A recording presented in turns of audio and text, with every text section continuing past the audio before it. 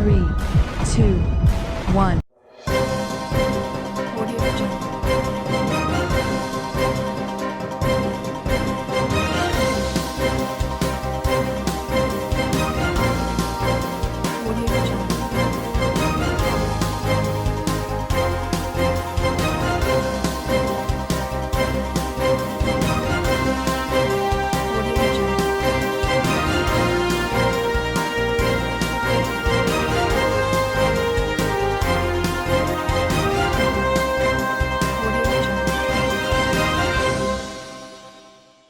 नमस्कार, मैं हूं नरेश राघानी और आप देख रहे हैं हॉराइजन न्यूज। मध्य प्रदेश के उज्जैन महाकाल से गिरफ्तार हुआ विकास दुबे। 8 पुलिसकर्मियों की हत्या का आरोपी है विकास दुबे। कानपुर में हुए शूटआउट का मुख्य आरोपी विकास दुबे गुरुवार को महाकाल मंदिर में दर्शन के लिए गया था। उत्तर प्रदेश पुलिस की टीम उसे पिछले 6 दिन से खोज रही थी। ऐसा बताया जा रहा है कि महाकाल मंदिर में सिक्योरिटी टीम ने उसे संदिग्ध जानकर पकड़ लिया। इसके बाद महाकाल थाना पुलिस को सूचना दी। हालांकि ये भी बताया जा रहा है कि विकास महाकाल मंदिर परिसर में पहुंचा और चिल्लाने लगा कि मैं विकास दुबे हूं, जिसके बाद सुरक्षा कर्मियों ने उसे पकड़ लिया और पुलिस को सूचना दी।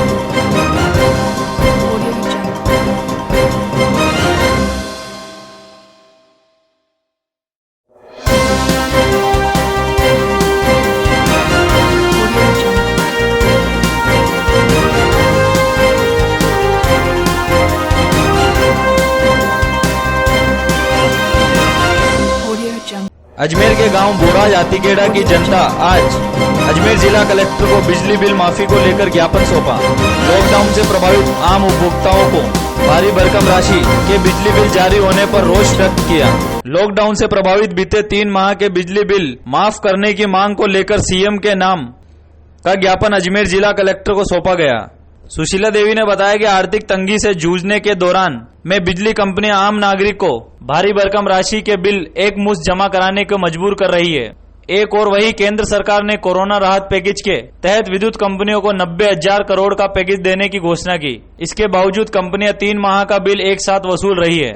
आए हमारे लॉकडाउन से बिल में कोई धंधा नहीं है, कोई मजदूरी नहीं है। हाँ। कमाने जब रोजमर्रा काम करते हैं, रोज कमाते हैं, रोज खाते हैं। हाँ। तो इतना बिल आ जाएगा 3.5 भी आता है तो गरीब आदमी है तो वो भी भारी पड़ रहा है। हाँ। इसी टाइम हमारे को यही दरखास्त है कि हमारे बिल माफ कराए जाए। हाँ। कितना बिल आया जैसे बिल माफ करवाए? कितना बिल आया जैसे? किसी के 3,500 है, किसी के 4,000 है, किसी के 5,000 है, हाँ। किसी के 14,000 है। हाँ। जो लॉकडाउन का बिल है हम आगे नहीं कह रहे हैं भाई हमारा अगला पिछला करो। हाँ। जो लॉकडाउन में 3 महीने के बिल है वो माफ होने चाहिए। तो हम तो 3 महीने के तो हम रोज कमाते हैं, रोज खाते हैं। कोई ऐसे सरकारी नौकरी कोई भी नहीं है, सब मिडिल क्लास लोग हैं सब।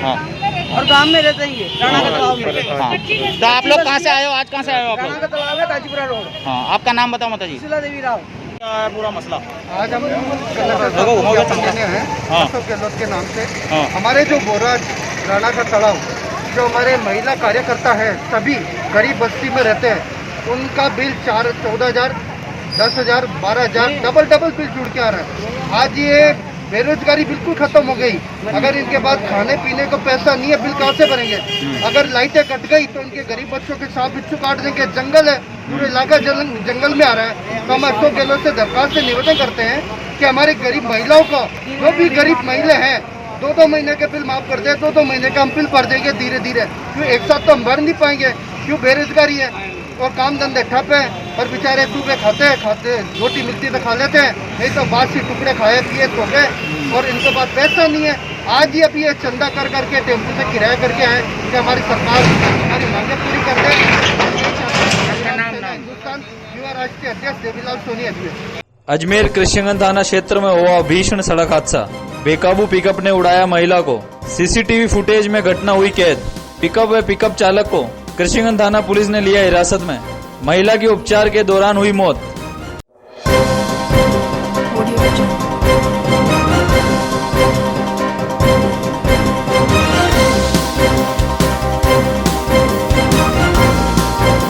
Jungle. Audio Jungle. Audio Jungle.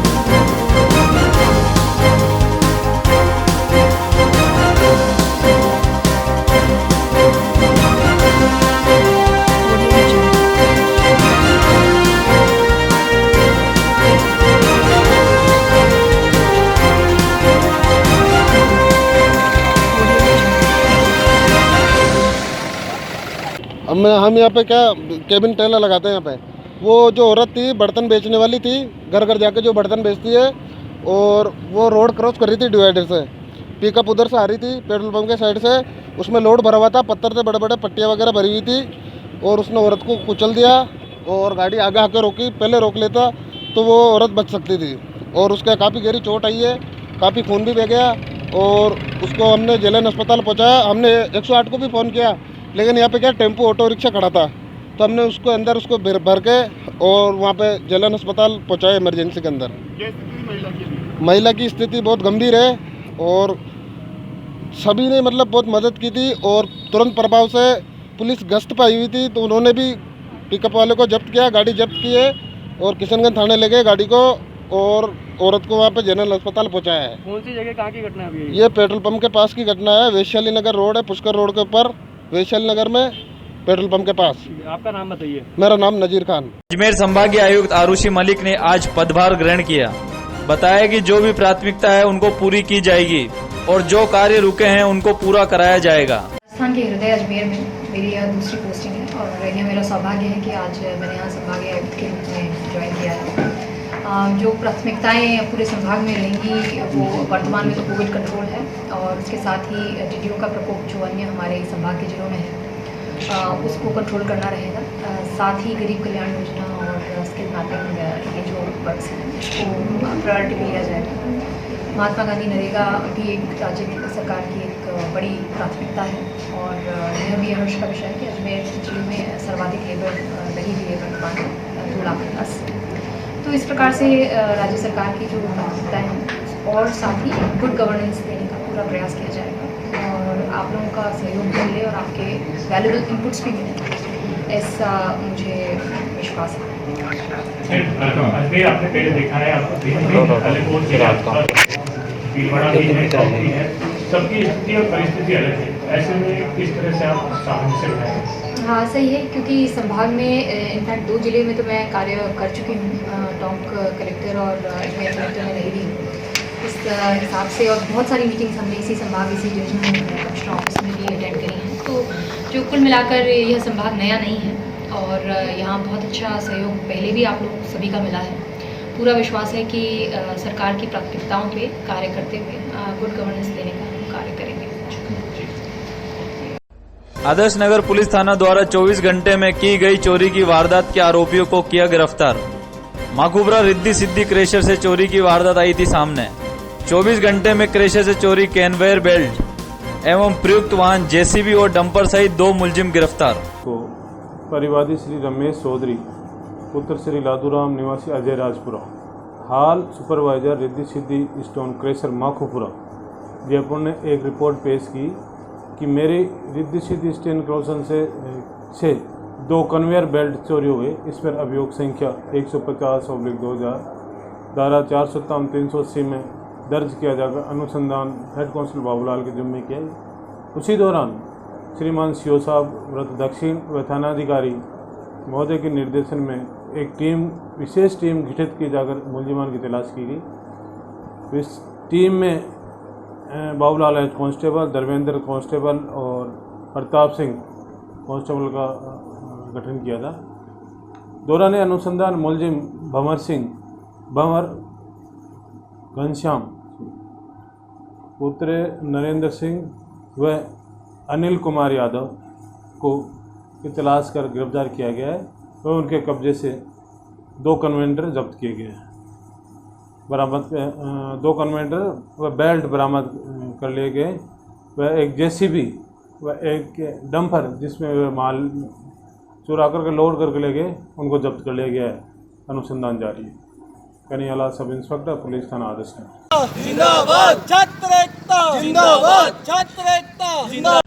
NSUI के छात्रों ने आज महर्षि दयानंद सरस्वती विश्वविद्यालय के बाहर प्रदर्शन किया। UGC के खिलाफ जलाई UGC की पर्चियां और मोदी सरकार के नाम दिया ज्ञापन। नारेबाजी लगाकर MDS कुलपति को दिया ज्ञापन। UGC की परीक्षा रद्द करने को लेकर छात्रों का अनोखा प्रदर्शन। दंड बैठक लगाकर दिया ज्ञापन। संगठन के अजमेर जिला के कार्यकर्ताओं ने UGC ने जो गाइडलाइन जारी करके कुछ दिन पहले ये निर्देश दिए थे कि फाइनल ईयर के विद्यार्थियों के एग्जाम होंगे, इसके विरोध में धरना प्रदर्शन दिया है और प्रधानमंत्री के नाम हमने कुलपति को ज्ञापन देके दंडवत प्रणाम करके प्रधानमंत्री जी से निवेदन किया है कि उन्होंने जो तुच्छ राजनीति करके ये जो तुगलकी फरमान दिया है अपने चाटुकर छात्र संगठन के हितों के लिए, और NSUI को जो लोकप्रियता मिली थी, NSUI ने विश्व स्तर भारतीय स्तर पर जो प्रदर्शन किया था उसके कारण कम से कम 8 राज्य सरकारों ने के सर झुक गए थे और अपने विद्यार्थियों को प्रमोट किया। लेकिन NSUI की इस बढ़ती लोकप्रियता को केंद्र की सरकार को पची नहीं और उसने एक तुगलकी फरमान जारी करके आज फाइनल ईयर के विद्यार्थियों के लिए एग्ज़ाम की जो फरमाइश की है उसको देखते हुए NSUI ने ये प्रदर्शन करके आज जाहिर कर दिया है कि यदि UGC जल्दी अपनी गाइडलाइंस वापस नहीं लेती है तो NSUI का ये प्रदर्शन पहले की तरह रुक ये विश्वव्यापी होगा और देश की व्यवस्था को और नरेंद्र मोदी के राज सिंहासन को डोला देगा। NSUI जिला उपाध्यक्ष दिनेश चौधरी। प्रदर्शन को मांगों को लेकर प्रदर्शन किया आज अजमेर NSUI द्वारा जो हाल ही 2 दिन पहले UGC ने अपना एक तानाशाही रवैया मोदी सरकार ने जो निकाला आदेश उसके विरोध में आज अजमेर NSUI द्वारा MDS यूनिवर्सिटी के गेट पे प्रदर्शन किया गया और हमने UGC का जो आदेश है उसको हम जलाया गया और हमने देश के प्रधानमंत्री नरेंद्र मोदी जी के नाम से आज VC सर को हम ज्ञापन देने आए हैं। और हमारी मांग यही है, जिस प्रकार से UGC ने एक छात्रों के स्वास्थ्य के साथ खिलवाड़ किया, इस सरकार ने छात्रों के स्वास्थ्य के साथ खिलवाड़ किया है, ये NSUI कतई बर्दाश्त नहीं होने देगी। और NSUI की यही मांग है, जो ये आदेश आया है जो फाइनल ईयर के एग्जाम का, ये तुरंत प्रभाव से वापस लिया जाए आदेश और तमाम छात्र छात्राओं को जो फाइनल ईयर हुए, फर्स्ट ईयर, सेकेंड ईयर, सबको एक साथ प्रमोट किया जाए। क्योंकि वर्तमान समय में किस तरह कोरोना अपना कहर बरसा रहा है, आज देश के अंदर हमारा देश तीसरे स्थान पे पहुंच गया। दिल्ली वर्तमान समय में 25,000 दिल्ली के केस आ रहे हैं। इस स्थिति को देखते हुए हम सरकार से निवेदन करते हैं, केंद्र सरकार से निवेदन करते हैं, जल्द से जल्द अपना ये UGC का फैसला वापस ले और समस्त छात्र छात्रों को प्रमोट करें। इसको लेकर आज हमने धरना प्रदर्शन और ज्ञापन का एक कार्यक्रम एक साथ रखा है और हमने दंडवत प्रणाम भी किया है। नवीन सोनी, अजमेर NSUI जिलाध्यक्ष। अजमेर में रिश्ते हुए शर्मसार। दुष्कर्म करने हुए अश्लील वीडियो बनाकर ब्लैकमेल करने का मामला आया सामने। कृष्णगंज थाने क्षेत्र का है मामला। विवाहिता ने अपनी बुआ व उसके बच्चे और एक अन्य व्यक्ति पर लगाया आरोप। पीड़िता ने कृष्णगंज थाने में दर्ज कराया मामला। पुलिस जुटी मामले की तफ्तीश में। थाना क्षेत्र निवासी किसी महिला ने एक प्रकरण दर्ज कराया है जिसमें उसने बताया है कि उसकी बुआ के लड़के और बुआ की लड़की ने मिलकर उसको किसी सद्दाम नाम के लड़के के प्रेम जाल में झूठा फंसा दिया और सद्दाम ने उसके प्रेम जाल का फ़ायदा उठा के उसका देश शोषण किया और अब ये सब मिलकर इन्होंने मेरी अश्लील CD बना ली और अब मेरे को लगातार ब्लैकमेल कर रहे हैं और मेरे से पैसे हटने के लिए दबाव बना रहे हैं। आज जो ये महिला है, पीड़ित महिला है, वो बता रही है कि मेरी बुआ और बुआ की लड़की और लड़के ने ही मेरे को षड्यंत्र पूर्वक किसी सद्दाम नाम के व्यक्ति के प्रेम जाल में फंसाया। ये मुकदमा उद्यापन और बलात्कार की धाराओं में प्रकरण दर्ज किया गया और तफ्तीश की जा रही है। किसान महापंचायत के राष्ट्रीय अध्यक्ष रामपाल जाट अनशन पर बैठे। आज किसान महापंचायत दूदू अध्यक्ष बलदेव उमेरिया ने बताया कि पुलिस प्रशासन द्वारा रोकने के बाद किसान महापंचायत के राष्ट्रीय अध्यक्ष रामपाल जाट पुलिस प्रशासन को चेतावनी देते हुए कहा कि आप संयमता रखें। आप बल दिखाना चाहते हो तो हम भी सत्य, अहिंसा और न्याय के आधार पर चलेंगे, परंतु किसानों से कहते हुए कहा कि पहले चना खरीद आंदोलन संपूर्ण हो। साथ ही जाट ने कहा कि हम चना बेचने आए हैं, किसी से हाथापाई करने नहीं आए। सरकार हमारा हक हमें प्रदान करे। अभी बारिश का मौसम है, खेतों में भी बिजाई बुआई का कार्य चल रहा है। किसान बिजाई बुआई के कार्य को छोड़कर सड़कों पर है। सरकार अपना अड़ियल रवैये को छोड़कर किसानों के चने की तुलवाई कराएं। पुलिस द्वारा रोके जाने के बाद किसान महापंचायत राष्ट्रीय अध्यक्ष रामपाल जाट ने उपवास चालू किया। उनका कहना है कि रास्ते पर चलना सभी का अधिकार है। चल रहा बंद नहीं हुआ, ये बंद होगा भी नहीं। किसान डटे रहेंगे जब तक उनकी चने की खरीद शुरू होने की बात नहीं होता।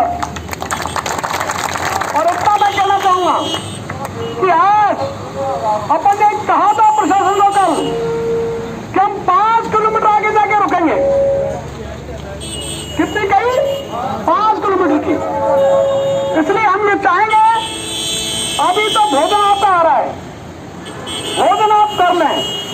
दूसरा, राज्य सरकार की ओर से भी अपने 11 बजे तक उनका है कि 11 बजे तक कुछ जवाब आ जाएगा, हम उनका इंतजार करेंगे। अभी जो निर्णय लेंगे वो अपने अध्यक्ष महोदय लेंगे, उनको जो स्वीकार होगा, अपनी जो लड़ाई है वो आगे तक है, लेकिन आज ही उनको तने तोड़ के जाना है।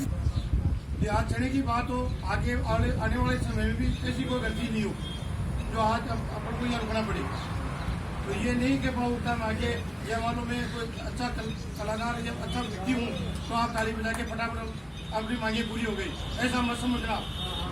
एक ही बात है, जो अपने राष्ट्रीय अध्यक्ष महोदय जिस भावना से अपन को या रात दिन आज 3 दिन हो गए अपन को किसी ने भी नहीं बोला अपन को मैं अपन को क्या करना चाहिए क्या नहीं, कोई अधिकारी नहीं है, कोई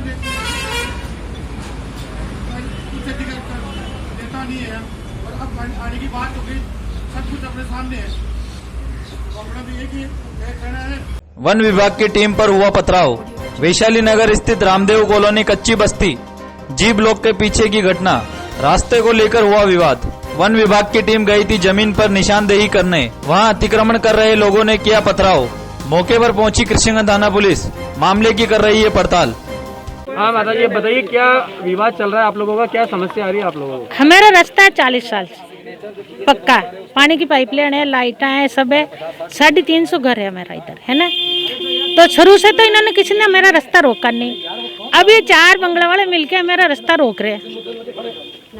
कौन सी जगह है ना, ये बंगला वाला है इधर नीचे। कौन सी जगह, कौन सा इलाका है ये? आपको गली नंबर रामदेव नगर कच्ची बस्ती जी ब्लॉक के पीछे, जी ब्लॉक के पीछे। उन्होंने आप लोगों पे आरोप लगाया पथराव का भी? नहीं, हमने नहीं फेंका। हमारे कोई औरत का बच्चा बच्ची था पेट में, उसके इन्होंने लात मारी, उसको होश भी नहीं है, उसको पूछ लो औरत को जाके।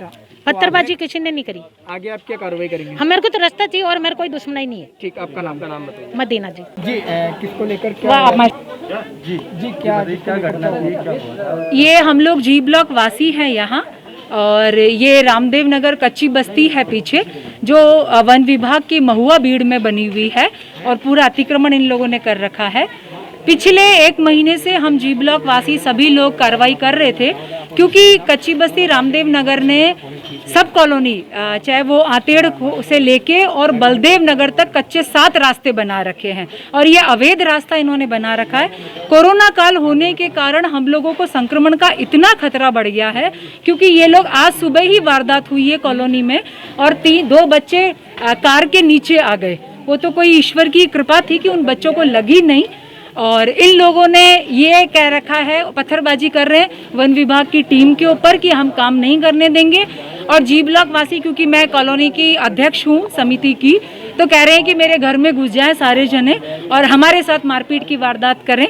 तो मैंने कहा ठीक है, तो मैंने मीडिया और सबको बुलाना जरूरी था। आगे क्या कार्रवाई? ये बोलो, उन्होंने कहा जो मेरे साथ खड़े उन्होंने पथराव किया, और बीजेपी के पूर्व पार्षद हैं साथ में दयाल जी सिवासिया, वो भी पत्थरबाजी में शामिल है, वो भी, और गालियां गलौज कर रहे हैं। जंगलात वालों को जाने दो, उसके बाद में बंगले कह रहे हैं कि जंगलात वालों को जाने दो, उसके बाद बंगले वालों के साथ करेंगे। अगर आज कोई भी वारदात होती है तो उसकी संपूर्ण जिम्मेदारी रामदेव कच्ची नगर बस्ती की होगी और थाने की होगी। आपका नाम बताइए। डॉक्टर रशिका महर्षि, अध्यक्ष जी ब्लॉक का।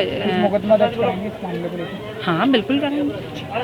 वो बीट वनखंड है, यहाँ पे क्या है कि ये जो उधर पूरा अतिक्रमण हो रखा था, वो आगे अतिक्रमण ना हो, उसकी वजह से हम यहाँ रास्ता रोकना चाहते हैं। क्योंकि यहाँ से रोज़ कभी ट्रॉले की, भट्टे के ट्रॉले या बिजली के ट्रॉले जाते हैं, जिससे कि नया निर्माण होने की संभावना है। तो उसको रोकने के लिए हम लोग यहाँ पर आए, हमारे उच्च अधिकारियों के निर्देशानुसार। लेकिन राजकीय कार्य में इन लोगों ने बाधा डाली, भट्टे फेंके, JCP में भट्टे फेंके। तो अब हमने यहाँ के जो लोकल थाने उनसे कॉन्टैक्ट करके उनको बुलाया। अब आगे इसका मैटर पूरा सॉल्व होगा।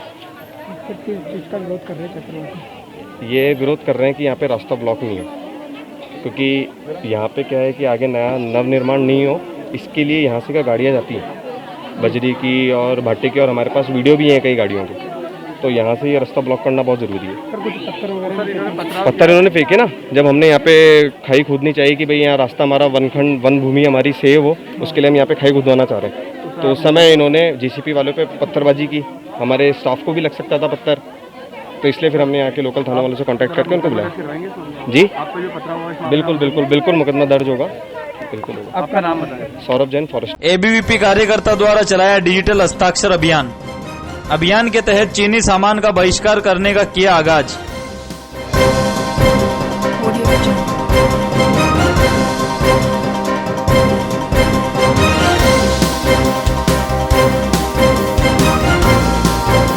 Audio Jungle. Audio Jungle.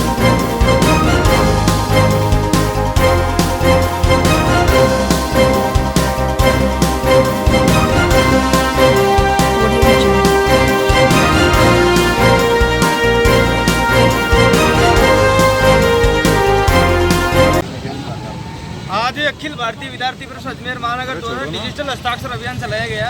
जो ये अभियान आज 9 जुलाई एबीवीपी का स्थापना दिवस पर और विद्यार्थी दिवस के रूप में हमने मनाया और इसके माध्यम से हम आमजन और छात्रों में मैसेज देना चाहते हैं कि सभी आप लोग ज़्यादा से ज़्यादा चाइनीज सामान का बहिष्कार करो और अपने भारत के बने हुए सामान स्वदेशी को अपनाओ और जितना हो सके प्रत्येक व्यक्ति, हर एक कार्यकर्ता, एबीवीपी के हर कार्यकर्ता ने संकल्प लिया है इस हस्ताक्षर अभियान के माध्यम से कि चाइनीज सामान का हम पूरी तरह से बहिष्कार करेंगे। मोबाइल में बता रहे हो आप? हाँ, मोबाइल में हमारा अभियान चल रहा है, उसमें एक अपन संकल्प पत्र भरवा रहे हैं। सभी प्रत्येक छात्र और हम कार्यकर्ताओं आमजन से मिलकर एक संकल्प पत्र भरवा रहे हैं और उसके माध्यम से हमारा चित्तौड़ प्रांत का पूरा एक अभियान है और अभी तक इस अभियान में 300 से 400 स्टूडेंट भाग ले चुके हैं। आशुराम डुकिया, महानगर मंत्री, एबीवीपी अजमेर। चिकित्सा मंत्री डॉक्टर रघु शर्मा ने कहा, राजस्थान प्रदेश देश का ऐसा प्रदेश है जिसने कोरोना वायरस में बेहतरीन काम किया है। उन्होंने कहा है कि राज्य सरकार की मजबूत शक्तियों से किया गया कार्य है, जिसकी वजह से आज प्रदेश के अंदर कोरोना वायरस से ठीक होने वाले मरीजों की संख्या लगातार बढ़ रही है तथा मृत्यु दर कम है। उन्होंने कहा है कि कोरोना महामारी को लेकर सरकार व चिकित्सा विभाग लगातार जुटी है। आज प्रदेश के 27 जिलों में जांच मशीनें काम कर रही है। उन्होंने कहा है कि जिसकी कोरोना वायरस जांच क्षमता लगभग 41,000 प्रतिदिन होगी। उन्होंने कहा है कि आवश्यकता पड़ने पर सरकार ऐसी मशीनें और मंगा सकती है। डॉक्टर रघु शर्मा ने कहा है कि फिलहाल कोरोना वायरस को लेकर कोई वैक्सीन तैयार नहीं हुई है, इसीलिए जरूरी है कि इस महामारी से बचने के लिए लोग सावधानी बरतें, जिससे कि वह कोरोना संक्रमित नहीं हो। डॉक्टर रघु शर्मा ने लोगों से अपील की है कि बिना मास्क के नहीं घूमे। सावधानी रखनी के अलावा हमारे पास ना तो कोई इसकी दवा है, जैसा मैंने कहा, वैज्ञानिक कर रहे हैं रिसर्च, लेकिन अभी लॉकडाउन खत्म हो गया, अनलॉक हो गया 1 और 2, लोग ये समझ बैठे हैं कि कोरोना खत्म हो गया, क्योंकि कोरोना संक्रमण का केसेस बढ़ते जा रहे हैं कंट्री में। राजस्थान में भी बढ़ रहे हैं, 600 हुए, 700 हुए, एवरेज पहले 300 आ रहे थे जून के पहले पखवाड़े में, अब ये उससे बढ़ गए हैं। तो खतरा टाला नहीं है, लेकिन अगर असावधानी कोई करेगा तो ठीक है, हम क्या कर सकते बताओ। हमारा प्रयास ये है कि आम आदमी को जागरूक करें। मंत्री, प्लाज्मा थेरेपी की आपने बात कही है, कई संभाग मुख्यालयों के ऊपर जो अस्पताल है वहाँ पर प्लाज्मा थेरेपी की तैयारी की जा रही है। ये सौगात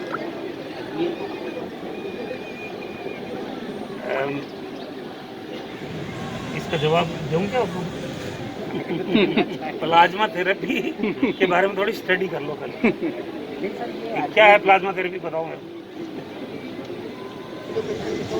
जो रिकवर हुआ उसका ब्लड लेके उसका प्लाज्मा चढ़ाता है और प्रोटोकॉल ये कहता है कि आईसीएमआर हमको परमिशन देता है।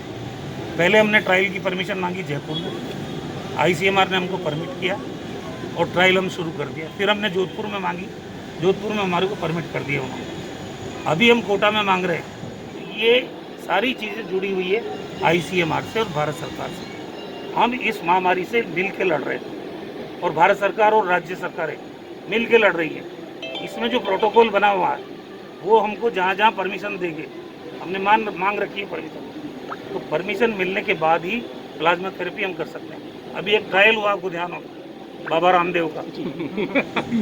अब उसमें कोई अगर मान लो कैजुअलिटी हो जाए, जिम्मेदारी कौन लेगा? बिना आईसीएमआर की परमिशन के, बिना WHO की परमिशन के हम कोई भी प्रायोगिक काम इस महामारी के दौर में नहीं कर सकते। चलिए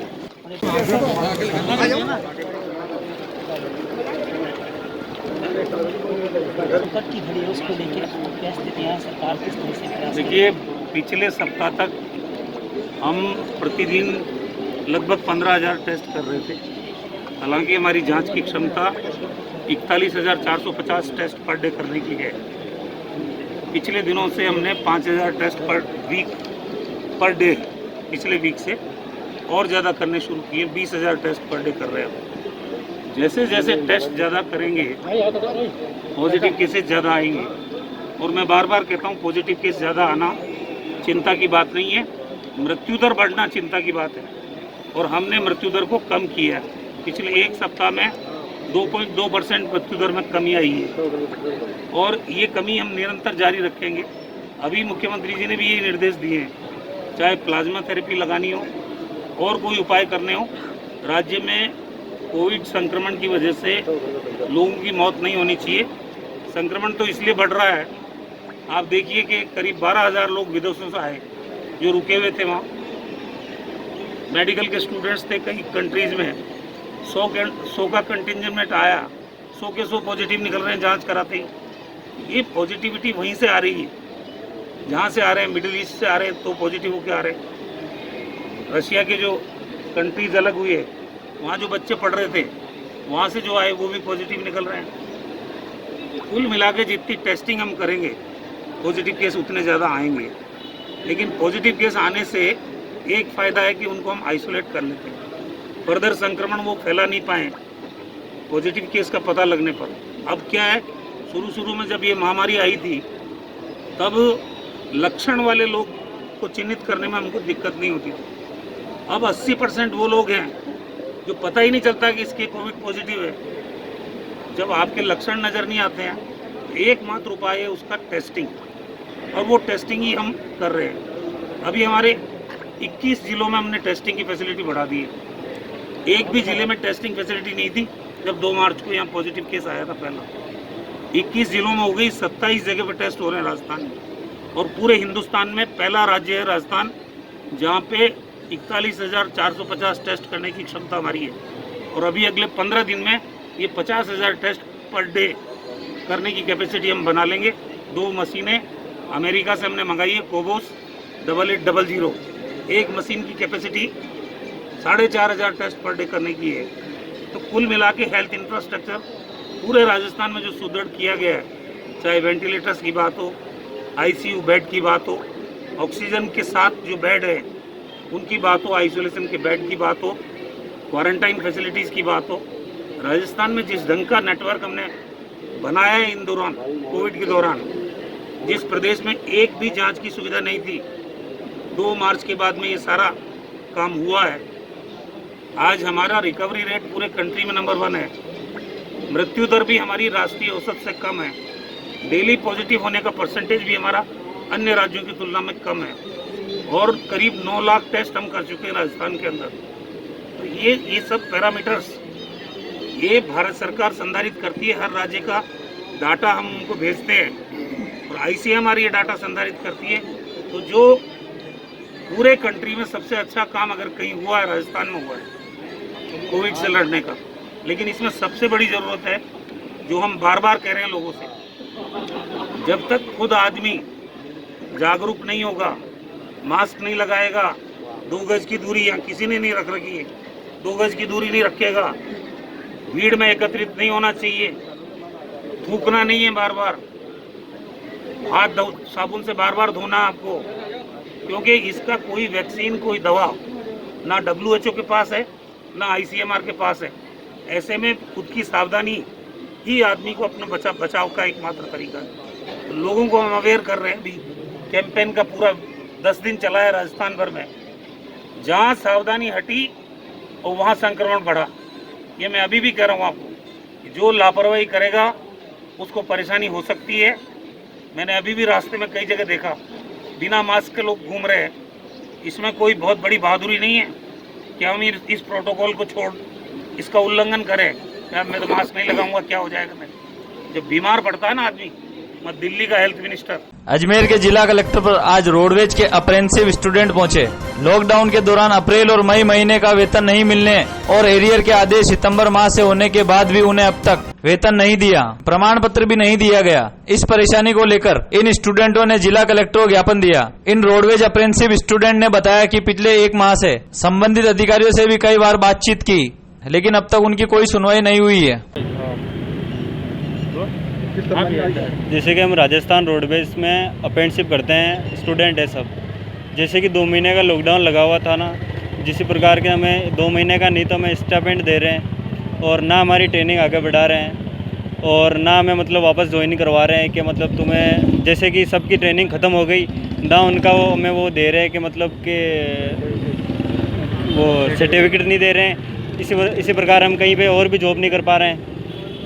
इसी प्रकार जैसे कि हमें ये जो रोड जो जयपुर से है ना, जयपुर से 5-6 बार हम जाके आ गए वहाँ पे।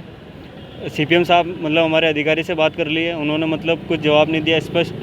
जैसे कि वो बता रहे हैं कि जो आगे से ऑर्डर आएंगे जैसे ही हम आपको सूचित करेंगे।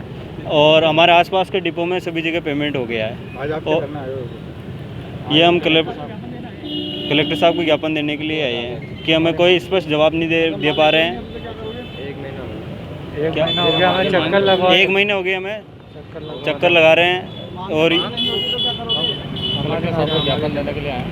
ठीक है, मेरा नाम हेमराज है और ये माध्यमिक शिक्षा बोर्ड के अजमेर कार्यालय पर आज 2 पाकिस्तानी युवक डॉक्यूमेंट वेरिफिकेशन के लिए पहुंचे। बोर्ड के कर्मचारियों द्वारा सिविल लाइन थाने पर इत्तला दी गई। 2 पाकिस्तानी युवक उनके कार्यालय पर आए और वेरिफिकेशन करने की मांग कर रहे थे, जिससे सिविल लाइन थाना पुलिस मौके पर पहुंची और दोनों युवकों को कब्जे में लेकर थाने पहुंचे। थाने पर CID और सुरक्षा एजेंसियों के अधिकारी भी पहुंचे और पूछताछ में जुट गए। वहीं सिविल लाइन थाना अधिकारी रवि सामरिया ने जानकारी देते हुए बताया कि दोनों युवक पिछले 6 साल से जोधपुर में रह रहे हैं और ये आज बोर्ड कार्यालय पर अपने डॉक्यूमेंट वेरिफिकेशन के लिए पहुंचे। दोनों युवकों से पूछताछ जारी है और उच्च स्तर पर आदेश आने के बाद ही आगे की कार्रवाई की जाएगी। जी, ये माध्यमिक शिक्षा बोर्ड के अंदरों से हमारे पास टेलीफोन आया था। उनका कहना था कि 2 व्यक्ति हैं जो स्टूडेंट्स हैं और अपने डॉक्यूमेंट्स वेरिफिकेशन के लिए आए। इनके लिए ज़रूरी होता है कि 12th के पश्चात कोई वेरिफिकेशन करवाया जाए, उसके बाद उससे शिक्षा प्राप्त कर सकते हैं। तो इसके ऊपर सिविल लाइन्स पुलिस थाना की टीम पहुंची थी।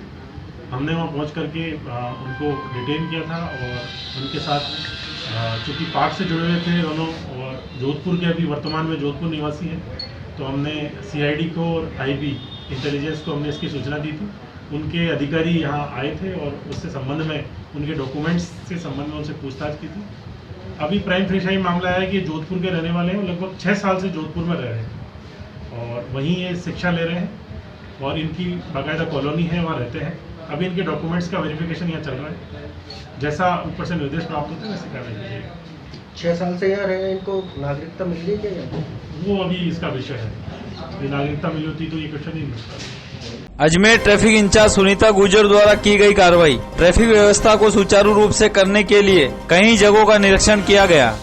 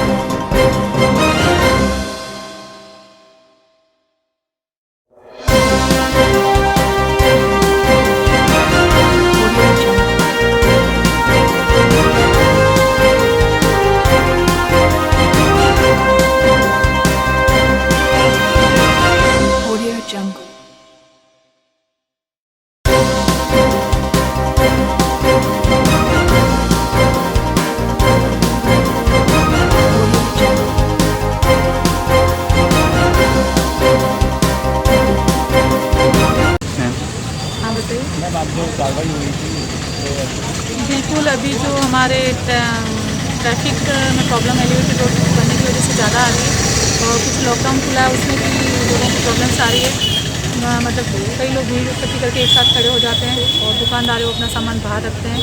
अभी 2-3 दिन से श्रीमान SP साहब स्वयं मतलब मुआयना कर रहे हैं शहर का पूरे का और हमें निर्देश दिए सख्ती से कार्रवाई करने के तहत। इसी के तहत आज श्रीमान CO साहब ट्रैफिक के साथ हमने नया बाजार चौपड़, सोनी जी की नसिया और पूरे गोलटेउट तक के इलाके में हमने कार्रवाई की है। उसमें जिसका भी सामान बाहर था, व्हीकल बाहर था, उसको हमने 7 पुलिस एक्ट में सीज किया है और बाकी लोगों को हिदायत दी है। साथ ही जो नया संशोधन लागू किया है कल शाम से, उसके तहत भी लोगों को समझाइश की गई है। अजमेर कोरोना महामारी के चलते आज आदेश नगर व्यापारी एसोसिएशन ने एसपी कुंवर राष्ट्रदीप का एसपी कार्यालय पर सांपा पहनाकर व स्मृति चिन्ह देकर सम्मान किया। आज आदेश नगर व्यापारी एसोसिएशन के अध्यक्ष अनिल जी मित्तल की एक इच्छा थी कि हम एसपी साहब का स्वागत करें, तो अजमेर व्यापार महासंघ के अध्यक्ष मोहनलाल जी शर्मा और लालवण जी और हम सब मिलकर महासंघ की तरफ से हमने एसपी साहब का स्वागत किया। एसपी साहब का स्वागत तो क्या, हमने तो पूरे प्रशासन की बहुत तारीफ करते हैं। एसपी साहब की खास तौर से इसलिए तारीफ करते हैं, कोरोना काल में जो एसपी साहब ने संयम बरतते हुए और इस अजमेर की जनता का ध्यान रखा, विशेष करके अपने पुलिस प्रशासन का, जनता का, और अगर आज एसपी साहब नहीं होते तो ये कोरोना महामारी जो रूप अजमेर में उसको महारूप दिया जाता। मैं एसपी साहब को पहले भी सैल्यूट कर चुका हूँ और आज फिर सैल्यूट करता हूँ।